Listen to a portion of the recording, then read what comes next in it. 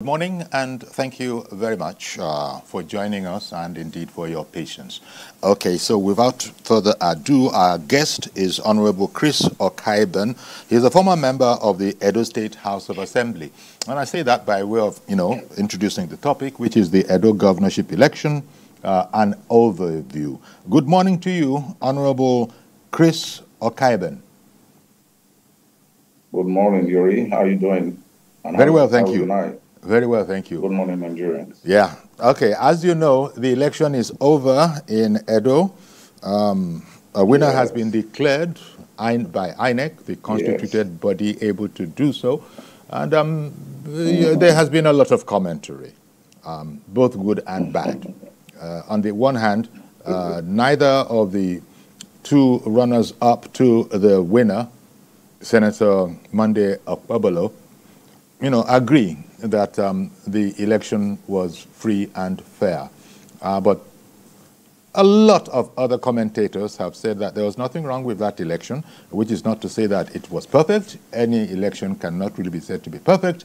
The United States has congratulated Nigeria on the conduct of that election, urging Nigeria to keep up the tempo. The Nigerian Bar Association has also said that the election was, it went well. Despite reports here and there of some challenges, but overall it went well. So is this to be expected? Because as I was saying yesterday on the program, I don't think any Nigerian has heard it from an opposition member to congratulate the winner, say, well, congratulations, let's go. Instead, it is the APC now who is saying that its own candidate should be moderate in victory, see how it can bring everybody together so we can also work together. But there are so many complaints. This is to be expected? Yeah, for me, Yuri, let me first of all congratulate INEC and also the Inspector General of Police for a hitch-free election.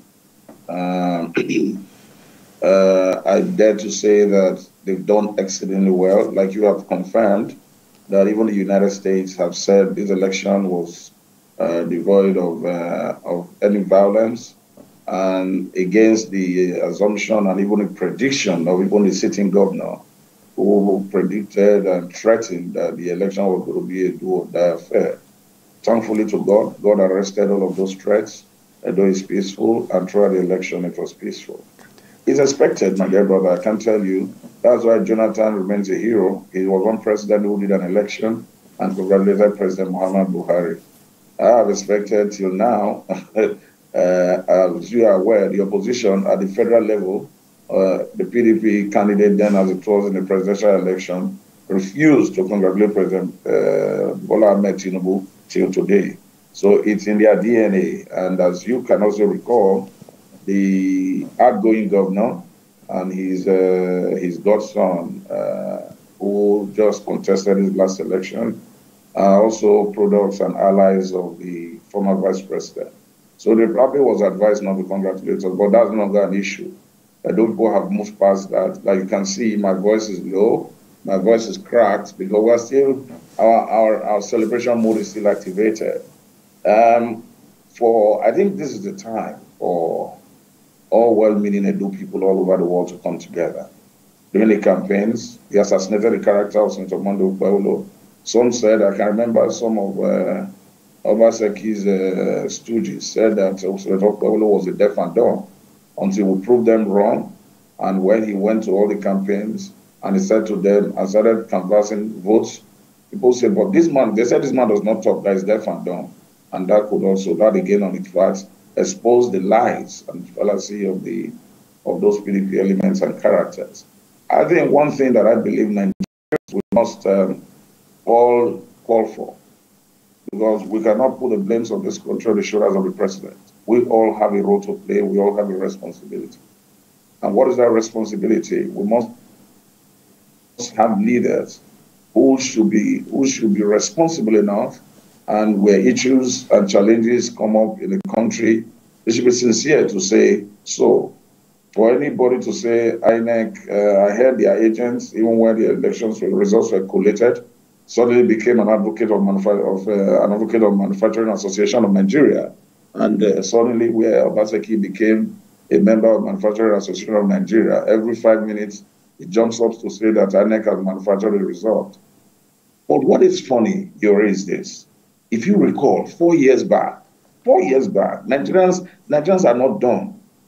Obaseki participated in an election that was so engrossed in violence.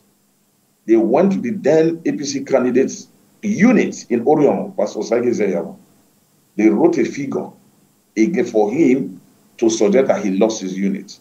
That is the village where Osagi was born, and they only allocated few votes to Osagi.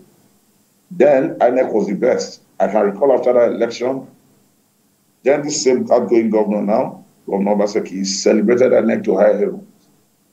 But if it's not in his favor, INEC is bad. This same governor conducted local government elections few months back, and he wrote the results inside Government House in the office of the Secretary to State Government, suggesting that all the councillors, all the council chairmen, all won the election landslide, even in local governments where even PDP did not have representation. Is that not worrisome? But I'm not surprised, Yuri. If you recall, I'm sure like you have the live introduction you have, I was one of those 14 members that the president always referred to as the Edo 14. The president is very passionate about us, the Edo 14.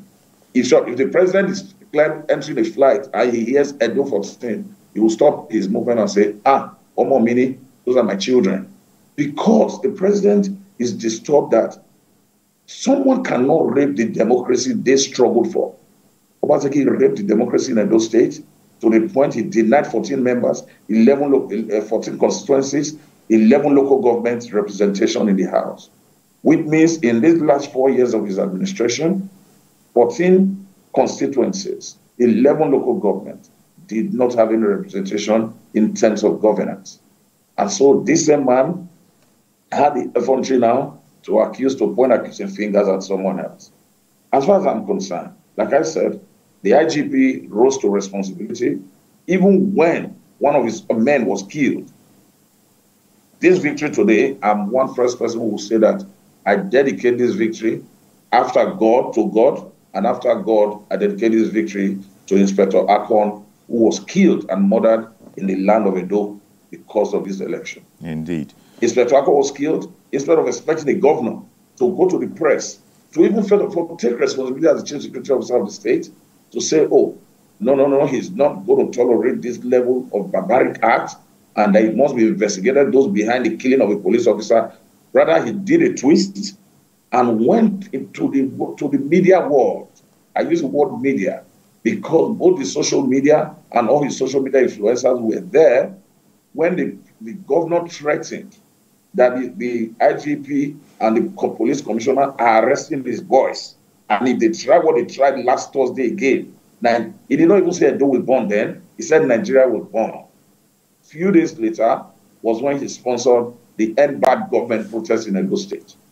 I've never seen where a protest was organized, where protesters go and hire equipment worth 150 million naira, equipment to put in ring road, canvassing a bad government. Whereas he is the one who is the bad government in Edo, who have confiscated the palliative sent by the federal government to Edo people. Till now, the 20 trillions of rice sent to Edo people have grown wings. Edo people have not seen it.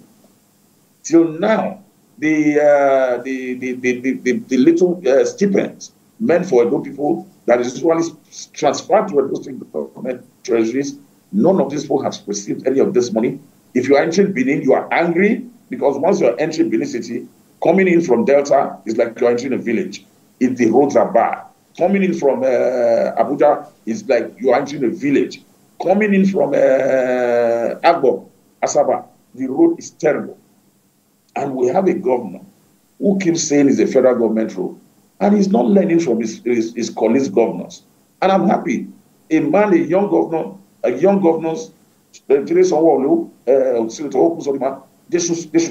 these governors and many others, Zulu, they should tutor him. I saw a video during our campaign We carried our phone and we went to every look and cranny, reminding Edo people, look at what Governor Zulum is doing in Maiduguri, lining up 300,000 bags of rice, maize, millet, asking people, they really, they downtrodden.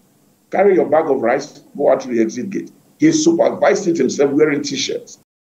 He lead by example. But no, Edo, what do you have? You have a man who wears a double-breasted suit.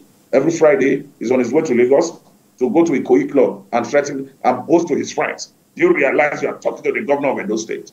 Do you realize you are talking to the governor of Edo State? You must address me properly. That's what he leaves every Friday to go and do in Lagos, and does not care about the well-being of his people. All right. And that is why he has no empathy of any sort. Okay. We are so, listen, we are rejoicing, Yuri. As a matter of fact, when your correspondent told me he wanted you to have me, I said, please, I'm still in the rejoicing mood, because God has answered the prayers of Edo people.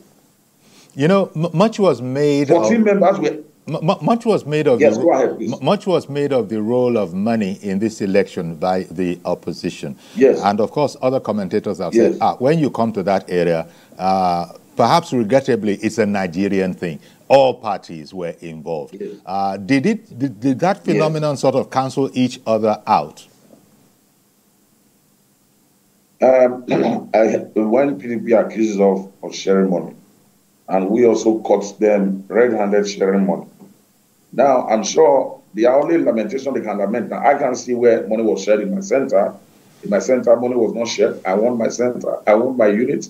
And I can attest to it that before the election, a day before, I had a meeting with voters. I sent out text messages telling them, look, I will appreciate you after the election to a treat of reception dinner, after which we can marry.